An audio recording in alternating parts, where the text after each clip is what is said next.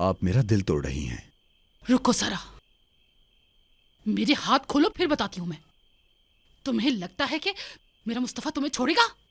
तुम्हें मार देगा, जान से मार देगा तुम्हें। देखिए आसिया साहिबा,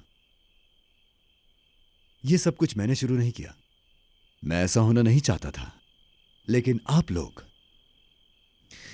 लोगों ने मेरी चीज पर हाथ डाला, मेरी बीवी को भगाया।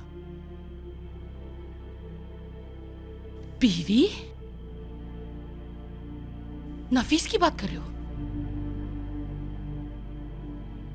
नफीस तुम्हारी बीवी नहीं, कैदी थी, लेकिन शुक्र है कि बच गई। जान छूट गई उसकी तुमसे।